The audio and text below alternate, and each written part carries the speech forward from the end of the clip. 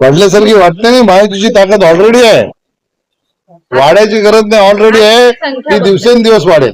तुम्हाला आता ती न्याययात्रा निघाली होती, ती बघितली तुम्ही, राष्ट्रीय नेत्यांची. ती जशी न्याययात्रा पुढे येत होती तशी लोक पक्ष सोडून जात होते.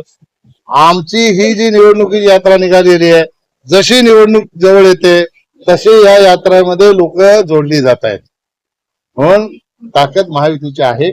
निश्चितपणाने त्याचा फायदा ह्या 2024च्या निवडणुकीमध्ये होणार. मी मगाशी जसं सांगितलं की मागच्या वेळेला आमच्याकडे सोबत मनसे नव्हती, राष्ट्रवादी नव्हती. आता राष्ट्रवादी अजितदादांच्या नेतृत्वामध्ये आमच्या सोबत आहे. राजसाहेबांचा आशीर्वाद आम्हाला लाभलेला आहे. मोदीजींच्या विकासाच्या मुद्द्यावर राजसाहेबांनी बिनशर्त पाठिंबा दिलेला. बाकी आम्ही मित्रपक्ष सगळे होतोच. त्याच्यामध्ये हे वाढल्यामुळे महायुतीची ताकद प्रचंड वाढली.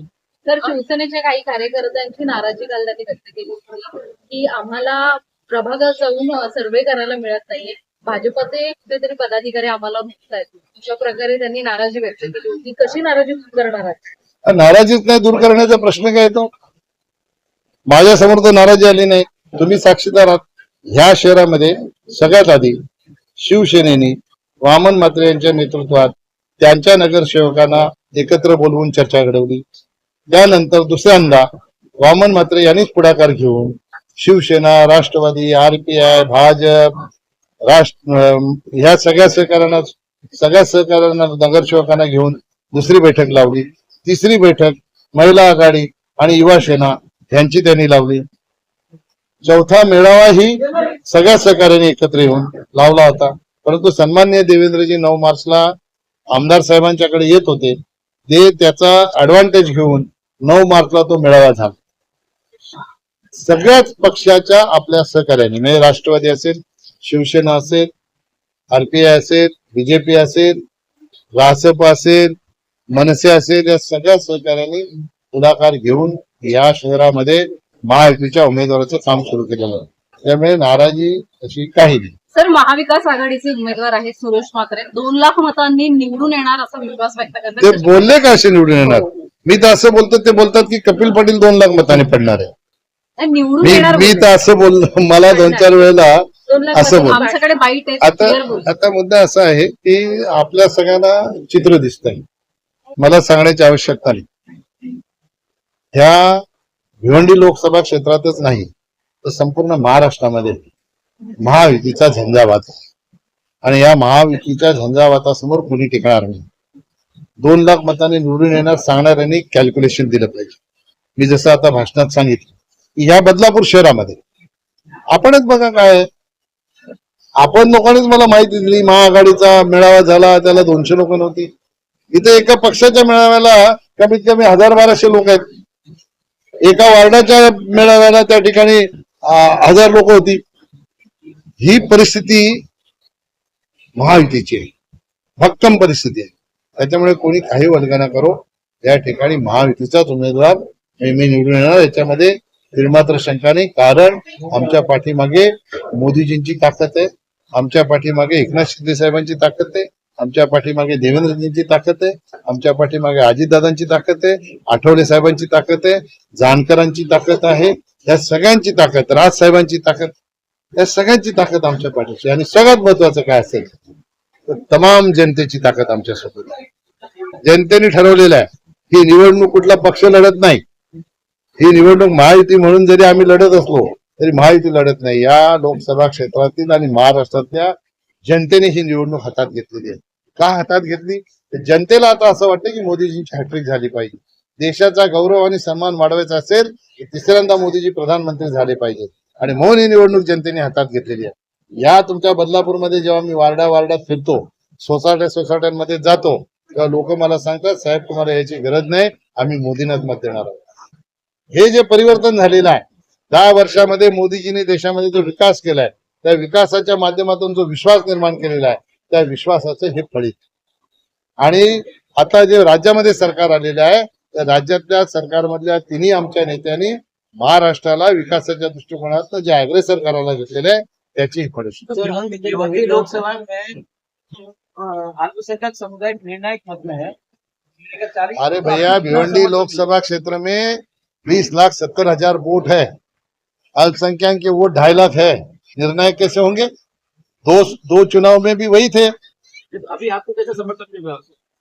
आप देखो भैया, हमें हक है, हमारे अल्पसंख्यक लोगों का वोट मांगने का हमें हक है, क्योंकि हमने विकास करते समय हमने देखा नहीं कि अल्पसंख्यक लोगों ने हमें वोट दिया कि नहीं दिया। हमने वहां भी रोड बनाए, हमने उनको भी पानी दिया, हमने उनको भी ड्रेनेज सिस्टम दिया, हमने उनके लिए भी मेट्रो लाया। तो विकास करते समय हम अगर जात पात धर्म पंथ देखते नहीं, तो मुझे हक से मैं कहता हूँ कि उन लोगों ने महायुति का उम्मीदवार करके मुझे वोट देना चाहिए और हक से मैं उनसे मांगू। सर विरोधक जे आहेत त्या कामाच्या मुद्द्यावरूनच टीका करतात. इथे आपण देखील आता भाषणामधून ज्याला काळू होतं त्याला सगळं होते. विकासाच्या मुद्द्यावर या देशामध्ये मोदीजींना सुद्धा प्रश्न विचारले जातात. 10 वर्षामध्ये मोदीजींनी काहीच केलं नाही. मी काय, मोदीजींनी काय केलं आपल्याला माहित नाही. 10 वर्षामध्ये विकासाच्या मुद्द्यावरच देशाचा गौरव वाढलेला आहे.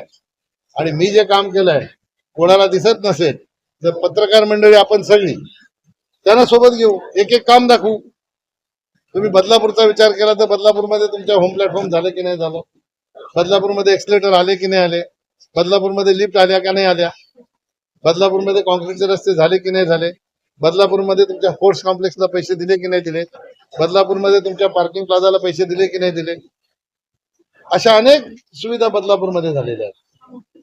आणि रेल्वेच्या माध्यमातून तर इतक्या सुविधा झाल्यात आपल्या लोकसभा क्षेत्रामध्ये, त्याची यादी माझ्याकडे आहे. ती यादी परवा आम्ही शहापूरला कार्यक्रमाला जाण्याच्या पूर्वी जी निवेदिका होती तिला दिली होती. तिने वाचल्यानंतर सगळ्यांनी भाषण त्याच्यावरच केलं. आता इतकी विकासाची कामं केलेली कोणाला दिसत नसते. यांनी काय केलंय, 2.5 वर्षाचे सरकार होतं उद्धव साहेबांच्या नेतृत्वामध्ये. आम्ही मंजूर केलेल्या कामाला स्थगिती देण्याचं काम केलं. मुरबाडची रेल्वे असेल, मुरबाडच्या रेल्वेला 50% रक्कम देवेंद्रजींनी देण्यासाठी पत्र दिलं होतं केंद्र सरकारला. हे आल्यानंतर थांबवलं. त्याच्यामुळे 2.5 वर्ष मुरबाडची रेल्वे मागे गेली. पुन्हा हे सरकार आल्यानंतर 3ऱ्या दिवशी देवेंद्रजींनी पुन्हा पत्र दिलं, कारण तेव्हा ते अर्थमंत्री होते. त्यांनी पत्र दिलं आणि मग मुरबाडची रेल्वे पुन्हा मार्गात लागली. हे काय आम्हाला विकासाची भाषा सांगणार? ज्याला विकास बघायचा त्याला विकास दाखवायला पत्रकार मंडळी सक्षम आहेत. तुम्हीच उलट प्रश्न विचारले पाहिजे, आम्हाला प्रश्न विचारायचे ऐवजी. तुमच्याकडे माहिती आहे, तुम्ही सांगितलं पाहिजे आमच्या बदलापूरमध्ये होम प्लॅटफॉर्म झाले, आमच्या बदलापूरमध्ये एवढी कामं झाले. हे विचारण्याचं काम पत्रकार बंधूंनी केलं पाहिजे, कारण पत्रकार बंधूंना सगळी माहिती आहे. महाविकास महायुतीचा आपला उमेदवार आता राष्ट्रवादीच्या वेळेला राष्ट्रवादीच्या अनेक पदाधिकाऱ्यांनी एक अपेक्षा आपल्याकडे व्यक्त केली. खासदारकीच्या निवडणुकीला आणि आमदारकीच्या निवडणुकीला नेते एकत्र असतात. आता जेव्हा स्थानिक स्वराज्य संस्थांच्या निवडणुका येतात तेव्हा कुठेतरी फाटक होते. आणि आपण एक जबाबदार आणि आपली केंद्रीय मंत्री देखील आहात, काय भूमिका आहे? बघा, असं आहे, जेव्हा युती होते तर युती करणारे नेते असतात. आमचे नेते दिल्लीवरून करतात. शिंदे साहेब त्यांच्या पक्षाचे प्रमुख आहेत, अजितदादा त्यांच्या पक्षाचे. आमचे इथले प्रमुख देवेंद्रजी आहेत आणि बावनकुळेजी आहेत. हे बसून युती करतात. कार्यकर्त्यांना त्या युतीचा धर्म पाळून काम करावं लागतं. लोकल लेवलला अनेक कार्यकर्त्यांना न्याय द्यायचा असतो. तर स्थानिक पातळीवर प्रत्येक पक्षाला असं वाटतं की बाबा आपली ताकद आहे, आपल्या कार्यकर्त्याला न्याय मिळाला पाहिजे, म्हणून स्थानिक पातळीवरचे निर्णय वेगळे, राज्य आणि राष्ट्र स्तरावरचे निर्णय वेगळे.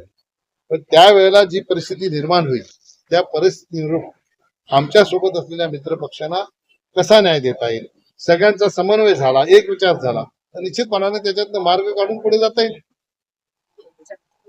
राष्ट्रवादीच्या सर्वच कार्यकर्त्यांमध्ये प्रचंड मोठ्या संख्येत त्या ठिकाणी उत्साह आहे. आजही आपण पाहिलं तर 4:30-5 वाजल्यापासून हॉल भरलेला होता. अनेक कार्यकर्ते त्या ठिकाणी आलेले आहेत. आणि मी भाषणात सांगितल्याप्रमाणे आमचे नेते आदरणीय अजितदादा पवार यांनी एकदा शब्द दिल्यानंतर त्या ठिकाणी आम्ही सगळेच कार्यकर्ते जोमाने कामाला लागणार. आम्हाला कोणतीही अपेक्षा नाही. एकदा आमच्या नेत्यांनी अजितदादांनी आम्हाला शब्द दिला की आपल्याला महायुतीचं पूर्ण मनापासून काम करायचंय, ते सांगितल्यानंतर कार्यकर्ते आपसुकच त्या ठिकाणी कामाला लागलेले आहेत. आपल्या सगळ्यांना माहिती आहे की बदलापूर शहरामध्ये राष्ट्रवादी काँग्रेस पक्षाची ताकद ही मोठ्या प्रमाणात वाढलेली आहे आणि निश्चितपणे त्याचा फायदा महायुतीच्या उमेदवाराला त्या ठिकाणी होईल.